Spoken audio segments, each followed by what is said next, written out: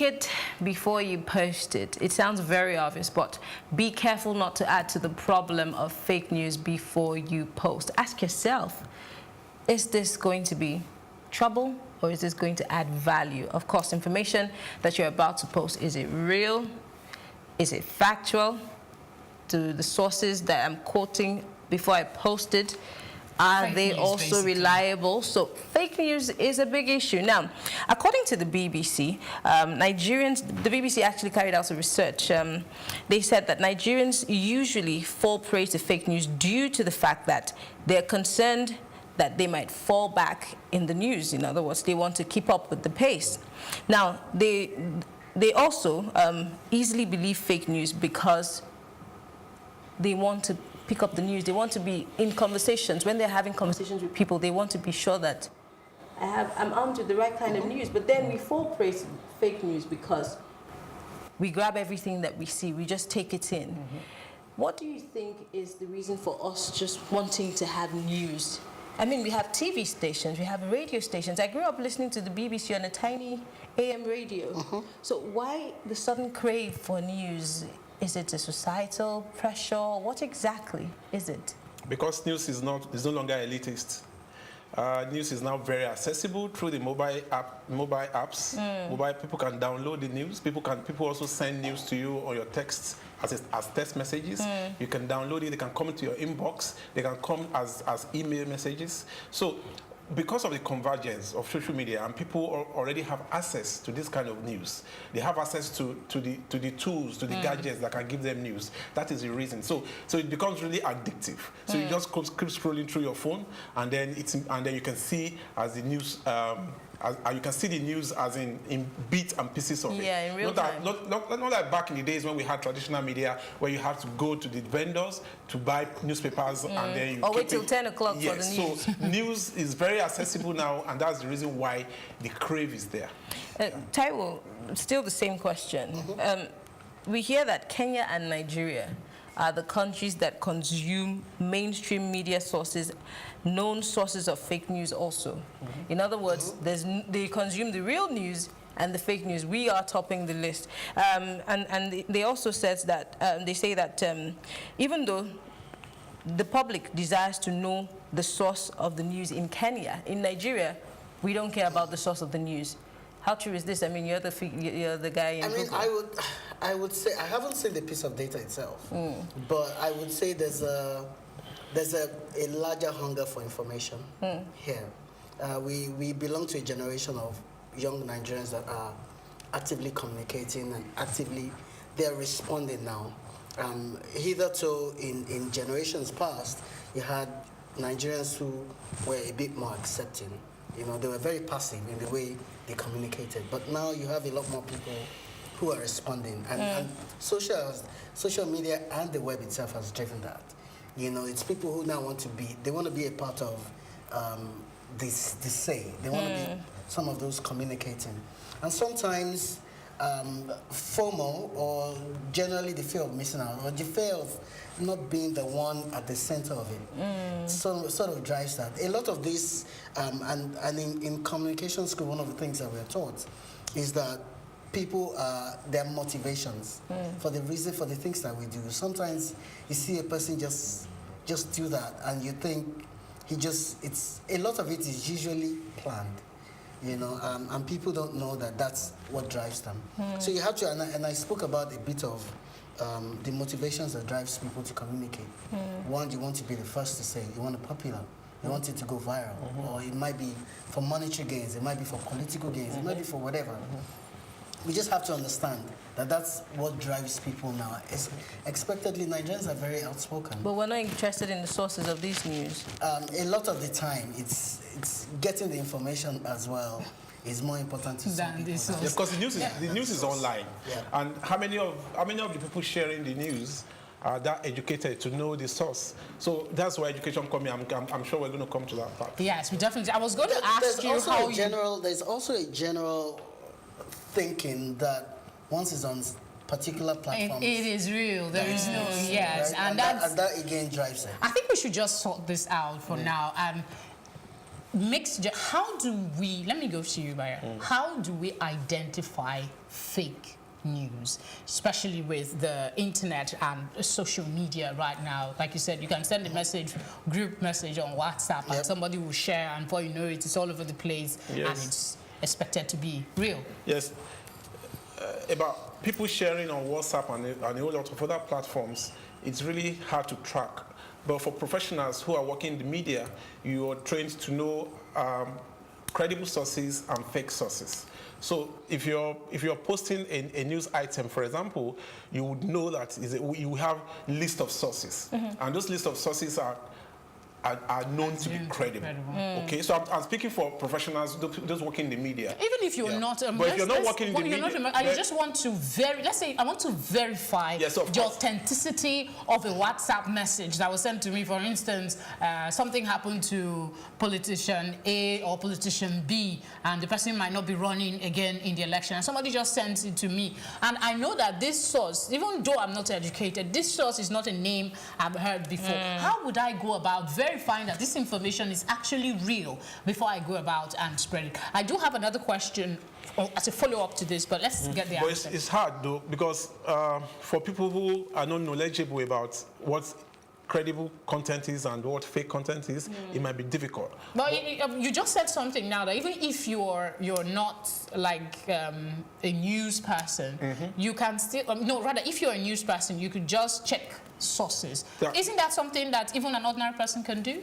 Fact-checking in itself. Fact-checking it's a bit harder than... Yes, fact-checking is for media professionals. Yes, but if you see, for instance, as a layman, if I were to be somebody that just comes up to you and say, oh, I just saw this story, and you don't have access to the internet immediately to help me check if it is true, what would you suggest I do, maybe over the phone, to verify whether this information is real or not? So I will ask you not to believe the source because it's not credible. Because we know the credible news sites, both traditional media, both TV and both online. We know the credible sources. So I'll first ask you where is this news? Where did you get this news from? So, and I will ask you to wait if we ask you to search if other news sites have it, those that are deemed to be credible. But I just told you something about U.S. election. People believed that that the Pope endorsed Trump. What was the source of that story? That's another... Yes, so people don't even care about the source. Even mainstream media. Let's go back again. Yes. If you're saying there are some sources, even mainstream media, remember the Dakchi schoolgirl cases? Yes. There was a time a wrong picture was used, and almost all the mainstream media copied that photograph, and it was used to just a random person that has never been to Yobe State that was used. And we also had the case of people from Sudan that were presented as headsmen when in the heat of the headsmen crisis. We've had scenarios of, and then, okay, where would you place the situation? Not so long ago, Ibrahim Babangida was alleged to have issued a controversial press statement. And it was in his parody accounts. You had a parody account. We don't know the authenticity of that. So that's what we're just saying. I'm still going back to that. The mainstream media can't be faulted. So it's a challenge. He just said that it's a challenge. Fake news is either to drive revenues for the fake websites or for propaganda purpose, like I said with the Trump election. So it's very hard, and that's why there's a lot of education online as regards fake news. So if you're posting fake news as a site, it's either you're struck down, or of course he will tell you more about it. It's either you're downgraded if you're posting a lot of fake news, or you're struck down or totally banned. It's a challenge. So it's hard to actually ask people to verify sources when they are not professionals. Because the first source of checking for information sometimes is to go to Google. What is Buhari's son name? Yeah, and then you will have plenty of what is Google doing to remove these sites that you identify? It comes down to so first of all, I'll just take a quick step backwards. Fake news in itself as a practice is not anything new. It's what we are seeing now is a digital iteration of it. It's fake news now propagated by the proliferation of digital tools and social media, and that's what we are seeing now. So it's not new, and it's been in existence for a while. And you have to understand the motivations that drive it. Because if you do understand the motivations, then you can begin to address it. So for instance, for websites that are driven to make money as a result using fake news, one of the things that we do at Google, and if a number of things going on, the arguments on the duty space, is you delist them, right? So that's why at Google we find reliability more important than eyeballs. So the way we rank at Google, the way our algorithm it ranks based on are these sites trusted, rather than are many people going to these sites.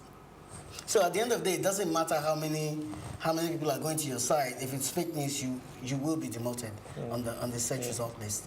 And the more that begins to happen, you make less money, and we also ensure that ads cannot run on your site, which also addresses the second motivation of people propagating fake news as a result of because they want to make money. But again, on the other side of it, we also are collaborating with major organizations that are focused on fact-checking before we put up results on Google News, for instance. Okay, I'm still going back to the BBC research because they did a whole lot. That research also showed that most of these people who peddle fake news have realized that, okay, texting they're now beginning to find us out. So now what they do more is mostly photos and memes, not really words. So how do you even do that? Because people even go in as deep into drawing, putting up pictures with certain stories. How do you also check that? Because we're still on the fact-checking thing. Because again, could it also be that they've discovered that we're more interested in pictures, they're more attractive, so they've decided that, okay, we're not sending you full texts and, long stories. We're just going to go, because Instagram is like, everybody's going to Instagram now, obviously, because it's mostly pictorial. So could it be they've decided to go in that direction because they're getting more hits? Again, you have to understand that the forces that we're having to deal with they're extremely clever. The people who originate fake information and this sort of information are extremely clever. As companies like Google are devising new technologies to address fake news, they're thinking of newer ways themselves. So it's not a battle, it's a war, and it's ongoing. We have to keep thinking about how to address these problems. Again, there's also the role of the user. You have to think about, is it important for me to send this information if I cannot verify it? And there's so many reasons why that's important. Again, because you own, once you begin to propagate it, you become associated with it. All right, let's go back to the, focus a little more on the elections. We know that politicians sometimes, I don't have ready instances now, but we know that sometimes there are stories that are actually true, but affected politicians will come and target fake news. There are reports that takes time to, for instance, the amnesty report of December 2018. After the report came out, the Nigerian army, there's been instances like this, that the Nigerian army will come and say people have hijacked Amnesty International. What do you make, let's leave the government for now and say, what do you make of politicians who tag stories that may be legitimate as fake news because it does not suit their political purpose? And how do civilians, make sense of this? Okay. Now that we're mentioning names, the issue with the Nigerian army and the amnesty it's been a long-running battle. It's a long-running yes, one. So, Amnesty, Human Rights Watch, they are all watchdogs, and they're just doing their work.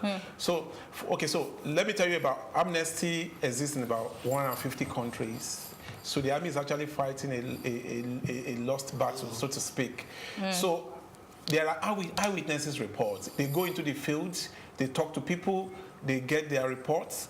Yes, what the army should do, and they release these reports and they make it really big, and those reports are really authentic. That's what I'm So the saying. point I want to make is this: what the Nigerian, what people should do when you're called that way is not to brand those reports as fake. Those reports are not fake.